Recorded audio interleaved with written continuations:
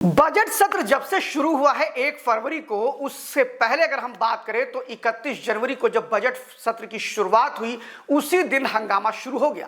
पहले भी live UP news 24 इस तरह की खबरें दिखा चुका है कि बजट सत्र हंगामेदार होगा, लेकिन किसको क्या पता था कि बजट सत्र के पहले ही दिन हंगामा शुरू हो जाएगा और वो हंगामा खींचते खींचते आगे भी जाए। मैं बात कर रहा हूं कि बजट सत्र के शुरुआत में ऐसी एक प्रक्रिया है, एक ऐसी परंपरा है कि जब भी सत्र शुरू होते हैं तो राष्ट्रपति का अभिभाषण होता है, फिर चाहे वो कोई भी सत्र प्रारंभ होता हो। और ऐसे में राष्ट्रपति का अभिभाषण शुरू हुआ और राष्ट्रपति के अभिभाषण के बाद जिस प्रकार के कमेंट कांग्रेस पार्टी की पूर्व अध्यक्षा श्रीमती सोनिया गांधी और उनके बेटे राहुल गांधी, इसके अलावा बिहार के एक नेता पप्पू यादव जो कि सांसद हैं लोकसभा में, उन्होंने भी जिस प्रकार की टिप्पणी की वो काफी हद तक पूरा बवाल मच गया। आपको बताएं कि राष्ट्रपति के अभिभाषण के बाद संसद भवन के बाहर जब पत्रकारों ने श्रीमती सोनिया गांधी और राहुल गांधी से बातचीत किया तो और साथ में प्रियंका गांधी वाड्रा भी वहां पर खड़ी थी, जब उनसे बातचीत किया तो राहुल गांधी ने कहा बोरिंग। जब उनसे पूछा गया कि राष्ट्रपति का अभिभाषण कैसा है तो उन्होंने कहा बोरिंग है। उसके बाद जब उनकी मां से पूछा गया तो उन्होंने कहा कि राष्ट्रपति का अभिभाषण में जो राष्ट्रपति श्रीमती द्रौपदी मुर्मू जो थी वो थक गई थी बेचारी, इज अ पुअर लेडी।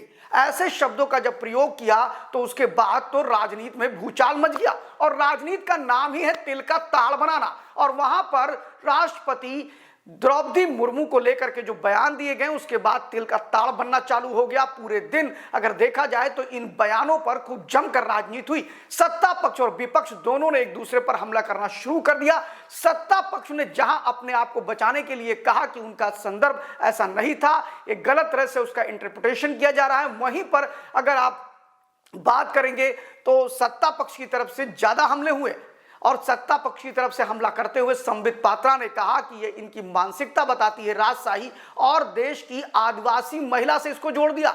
स्थिति ये आई कि राष्ट्रपति द्रौपदी मुर्मू को लेकर के और उनके अभिभाषण को, उनके राष्ट्रपति के अभिभाषण पर दिए गए इस बयान को लेकर कांग्रेस आफत में फंस गई और सरकार के लोगों ने इसे आदिवासी अस्मिता से जोड़ दिया और आदिवासी ही नहीं बल्कि आदिवासी महिला की अस्मिता से जोड़ दिया। और इसके बाद ये मामला तूल पकड़ता गया और तूल पकड़ते पकड़ते स्थिति ये आ गई कि अब इस मामले को लेकर के राहुल गांधी की मां सोनिया गांधी पर विशेषाधिकार हनन नोटिस भी जारी कर दिया गया है। लेकिन आपको एक चीज और बताना चाहेंगे कि पप्पू यादव जो कि बिहार से सांसद हैं, उन्होंने तो इससे भी भद्दी टिप्पणी करी और उन्होंने श्रीमती सोनिया गांधी के समर्थन में और कांग्रेस के समर्थन में जिस भाषा का प्रयोग किया वो कतई उचित नहीं था। उन्होंने कहा कि राष्ट्रपति एक स्टैंप है और उनका काम है प्रेम पत्र पढ़ना। इन दोनों के बयानों को लेकर के भारतीय जनता पार्टी और सत्ता पक्ष अब बिल्कुल भी बख्शने के मूड में नहीं है सोनिया गांधी और पप्पू यादव को, और इन दोनों के खिलाफ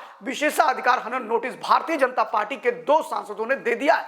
अगर ये मामला और तूल पकड़ता है तो आपको बता दें कि भारतीय जनता पार्टी काफी आक्रामक दिखाई पड़ रही है। जिस तरह संसद का बजट सत्र शुरू हुआ था और ऐसा माना जा रहा था कि कुंभ को लेकर के हुड़दंग होगा, बवाल मचेगा, वहीं पर आपको बता दें कि कुंभ और वक्फ बोर्ड को लेकर के जिस प्रकार की आशंका पहले जताई जा रही थी वो सारी चीजें हो रही है। कुंभ पर भी बहस हो रही है और इसके अलावा सरकार को घेरने का प्रयास पूरा विपक्ष कर रहा है, खास तौर पर अखिलेश यादव और राहुल गांधी। लेकिन इस पूरे मामले पे जिस प्रकार राहुल गांधी ने कुंभ के मुद्दे को उठाने का प्रयास किया, उस मुद्दे को कुंद करने के लिए भारतीय जनता पार्टी के 2 सांसदों ने अब कुल मिलाकर के विशेषाधिकार हनन नोटिस देकर के कांग्रेस को आफत में डाल दिया है। फिलहाल आपको बता दें कि राजनीति में शय और मात का खेल होता है, कौन कौन सी चाल चल करके किसको परेशान कर सकता है, ये सारी चीजें आपको राजनीति में दिखाई पड़ती हैं। खास तौर जब सत्र चलते हैं तब तो और भी मजा आता है।